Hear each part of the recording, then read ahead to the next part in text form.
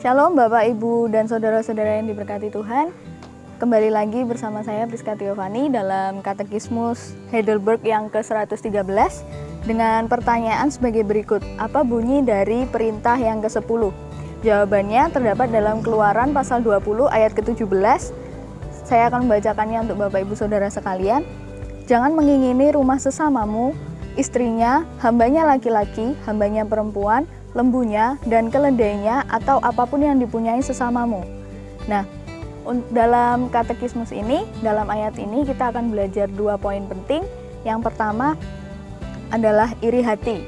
Iri hati artinya kita menaruh perasaan marah dan benci atau tidak suka dengan keberuntungan atau keberhasilan orang lain.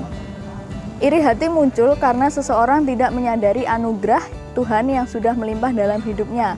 Ia merasa Tuhan lebih memberkati orang lain daripada dirinya sendiri dan tidak mempercayai janji Tuhan bahwa ia akan mendapat sesuatu yang terbaik dari Tuhan. Dan dalam konteks ini, dalam iri hati ini, kita dapat melihat contoh-contohnya dalam kehidupan sehari-hari. Seperti mungkin ada teman kita atau saudara kita yang tidak suka melihat kesuksesan dari orang lain dan menginginkan sesuatu yang dimiliki oleh saudaranya. Seperti iri akan kekayaannya, dan kalau diterapkan pada anak-anak muda mungkin iri hati ini contohnya terdapat dalam jodoh. Jadi mungkin ada yang temannya sudah punya pacar terus masih jomblo, itu merasa iri, kok dia punya pacar aku nggak punya, kayak gitu, seperti itu contohnya. Kemudian dalam poin yang kedua ada keserakahan. Keserakahan artinya keinginan yang tidak terkendali untuk memiliki sesuatu yang bukan milik kita.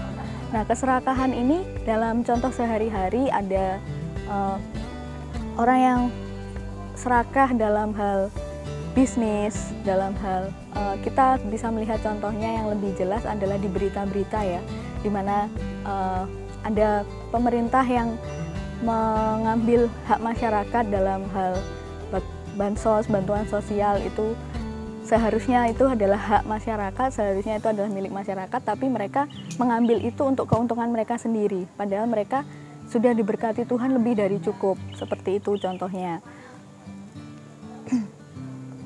Jadi kesimpulan dari Katekismus Heidelberg yang ke-113 ini adalah kita harus belajar untuk mensyukuri apa yang sudah kita miliki atau apa yang sudah Tuhan berikan untuk kita, karena Tuhan sangat tidak mengingini hamba-hambanya atau murid-muridnya atau anak-anaknya menjadi orang yang iri hati dan serakah. Tuhan menginginkan kita untuk menjadi umat-umat Tuhan yang rendah hati dan suka menolong sesama.